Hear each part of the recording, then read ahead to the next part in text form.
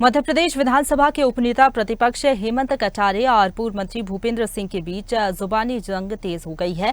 उपनेता प्रतिपक्ष हेमंत कचारे ने पूर्व मंत्री और बीजेपी विधायक भूपेंद्र सिंह को पागल करार दिया है। उन्होंने कहा कि उन्हें कैबिनेट में शामिल नहीं किया गया। वे आधे पागल तब हो गए जब मैंने सौरभ शर्मा वाली नोटशीट सबको दिखाई। वे डिप्रेशन का शिकार हो चुकी हैं। दिल्ली मुंबई में डिप्रेशन के अच्छे डॉक्टर मौजूद हैं। मैं निःशुल्क उनका इलाज कराने के लिए तैयार हूं।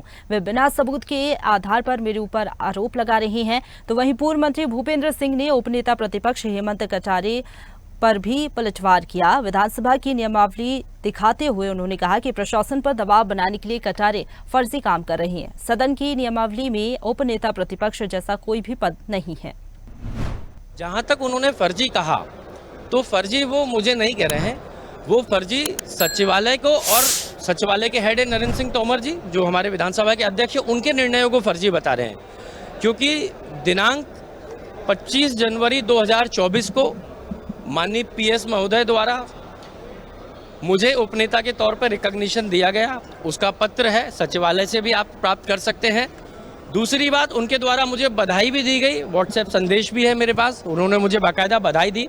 जब पीएस बधाई दे रहे हैं तो पीएस जो है नरेंद्र सिंह तोमर जी के बिहाफ पे ही बधाई दे रहे हैं। अब यदि इसके बाद भूपेंद्र सिंह जी जो थोड़े अनपढ़ नेता हैं, यदि वो ये बात कहते हैं कि ये फर्जी है तो वो अपने विधानसभा के अध्यक्ष के निर्णयों को फर्जी बता रहे हैं। तो वो उनका आपस का विषय है, वो उस ऑर्डर को लेके दोनों आपस में एक बार चर्चा करें कि कौन फर्जी है कौन नहीं है और निर्णय हो जाए तो मुझे भी अवगत कराना चाहिए।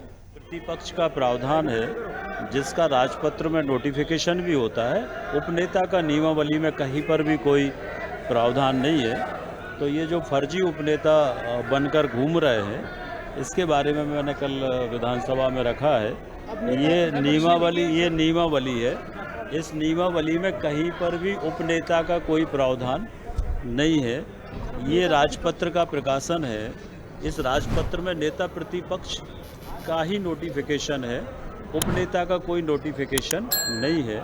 तो ये पूरी तरह से फर्जी उपनेता बनकर घूम रहे हैं, प्रशासन पर अनावश्यक दबाव बनाने की कोशिश करते हैं और इसलिए ये विषय मैंने कल विधानसभा में रखा है। ताजा खबरों के लिए लाइक, फॉलो और YouTube पर सब्सक्राइब कर बेल आइकन दबाएं। साथ ही ताजा अपडेट्स के लिए swedeshlive.com पर विजिट करें।